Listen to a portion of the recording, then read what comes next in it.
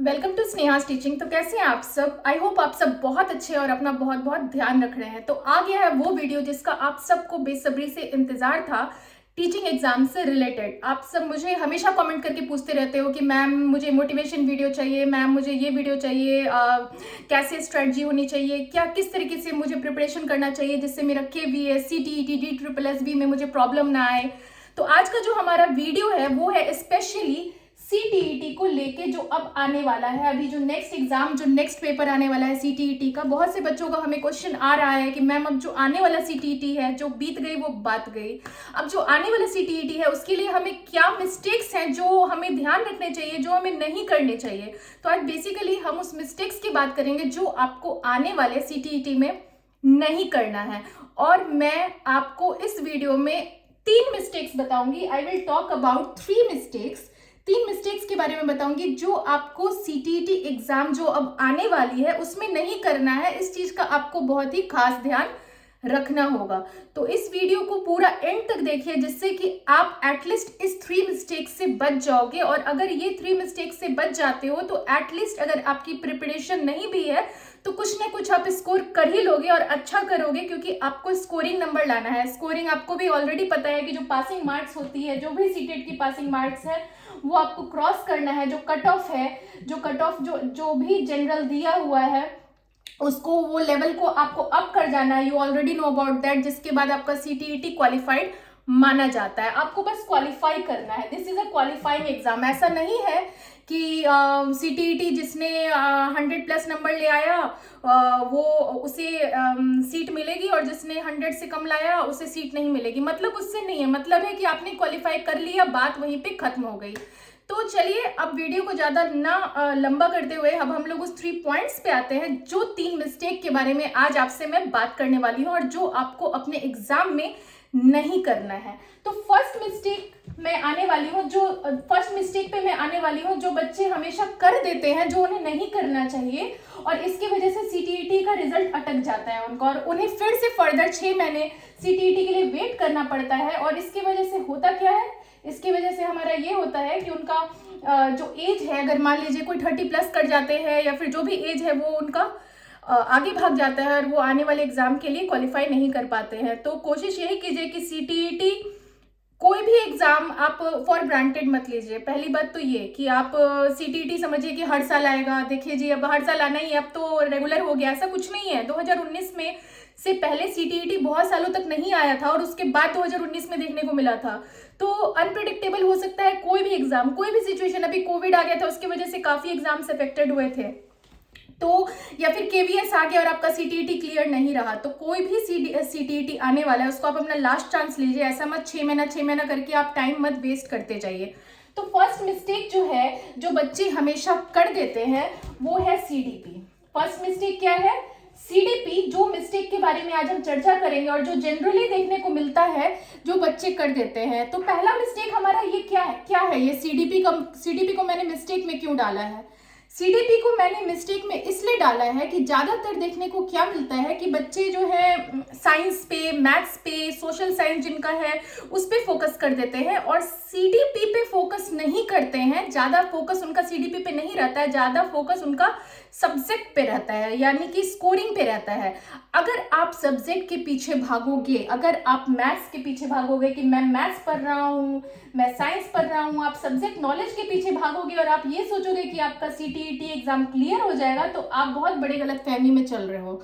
आपका subject knowledge यहाँ पे नहीं। आप BEd के स्टूडेंट हो, आप टीचर बनने वाले हो, और अगर आप ये सोच रहे हो कि आपका सब्जेक्ट नॉलेज आपको वहां तक पहुंचा देगा, ऐसा कुछ नहीं है। आपका सब्जेक्ट नॉलेज जो है वो ग्रेजुएशन लेवल पे, वो मास्टर्स लेवल पे ऑलरेडी इवेल्युएट हो चुका है।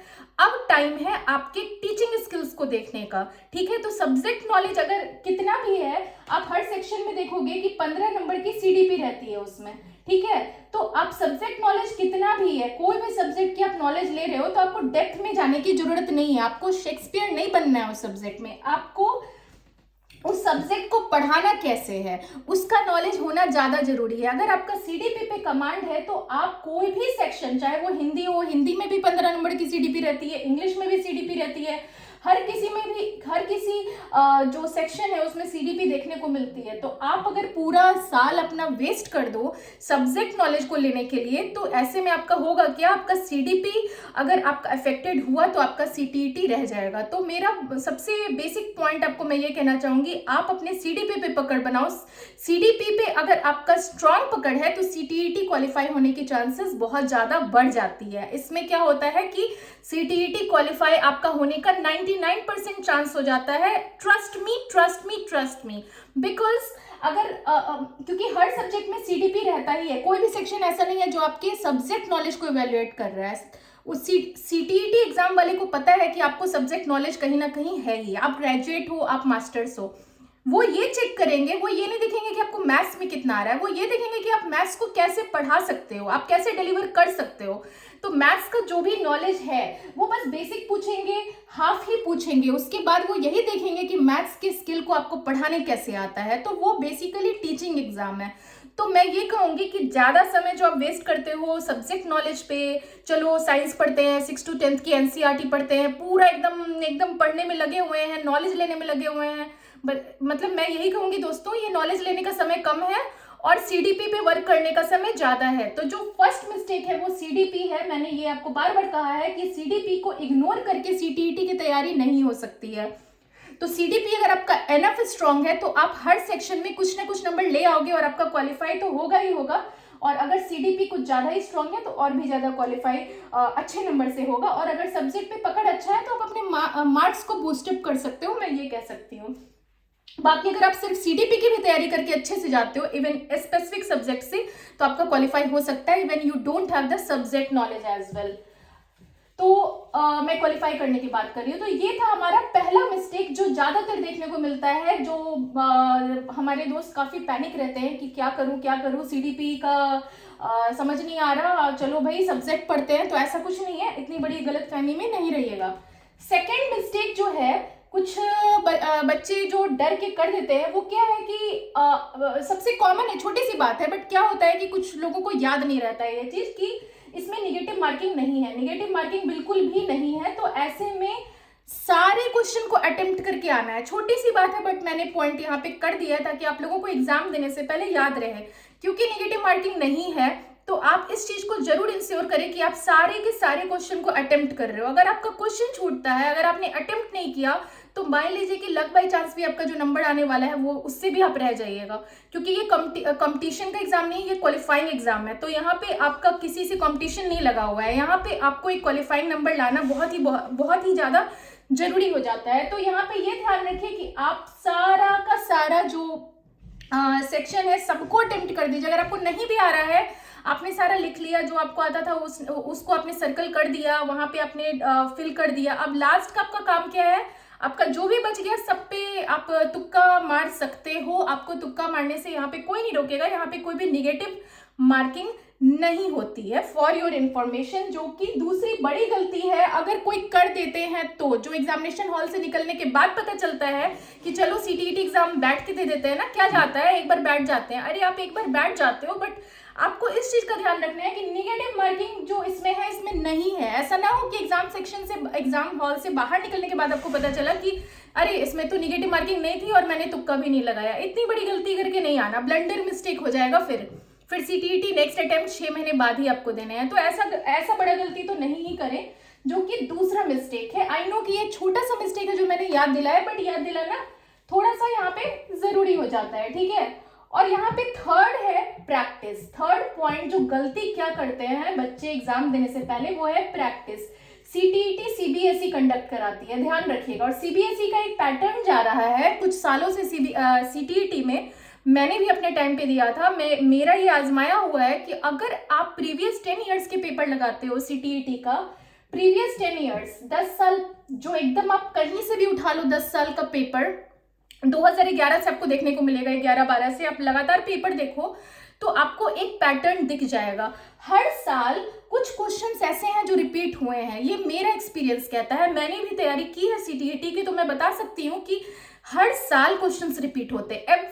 एवरी ईयर क्वेश्चन जो है वो रिपीट होते हैं। कोई ना कोई 2012 का क्वेश्चन आपको 15 में देखने को मिलेगा, 16 का क्वेश्चन आपको 18 में देखने को मिलेगा, 18 का क्वेश्चन आपको 19 को देखने में मिलेगा। तो ये एक कहीं ना कहीं पैटर्न फॉलो होता आ रहा है। जितना आप प्रैक्टिस करोगे उतना आपका क्वालिफाइंग के चांसेस बढ़ जाते हैं, क्योंकि वो घुमा फिरा के वो टॉपिक वही रहता है। हो सकता है कि थोड़ा सा लैंग्वेज का हेर फेर हो। तो इट्स वेरी इंपॉर्टेंट कि आप जो प्रैक्टिस जो है प्रैक्टिस एनफ कर लो।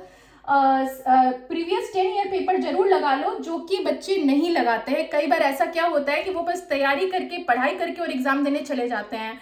प्लीज रिमेंबर कि प्रीवियस पेपर बहुत जरूरी है, जो कि मैंने भी अपने टाइम पे किया था। तो आपको इस चीज का बहुत ध्यान रखना है कि प्रीवियस पेपर आपका छूटना नहीं चाहिए। That's very very important. तो प्रीवियस पेपर आप लगा लीजिए। अगर आपने ये मिस्टेक की है कि प्रीवियस 10 ईयर्स के पेपर आपने नहीं लगाए हैं, तो कहीं ना कहीं आप प्रॉब्लम में फंसने वाले हो। ये चीज मैं आपको बता दे रही हूँ। तो इट्स वेरी इंपॉर्टेंट कि आप प्रीवियस 10 ईयर्स के पेपर लगा लो। तो अभी आपको मैंने 3 चीजें बताई। पहला आपको मैंने बताया कि सीडीपी पे पकड़ आपका बहुत जरूरी है। अगर आप ये सोच रहे हो सब्जेक्ट नॉलेज पे आप सीटीईटी क्वालिफाई करके बैठ जाओगे, ऐसा कुछ नहीं है।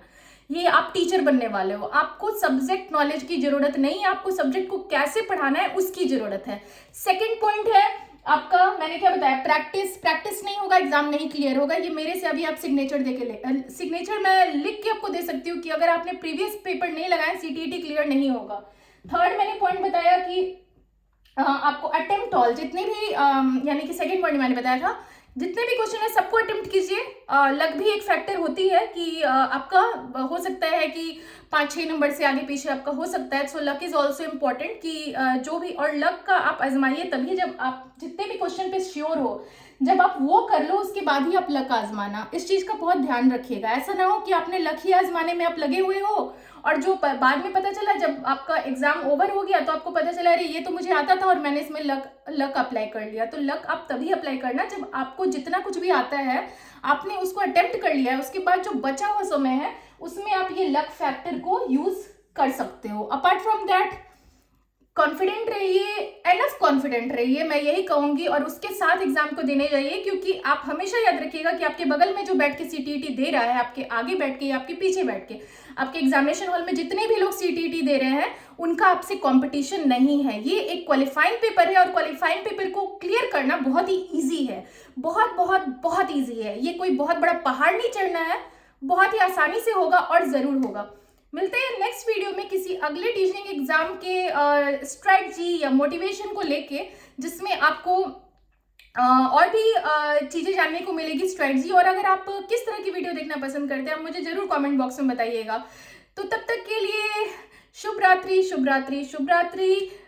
सब लोग अपना ख्याल रखिए, स्वस्थ रहिए, मस्त रहिए और व्यस्त रहिए। तब तक के लिए गुड बाय।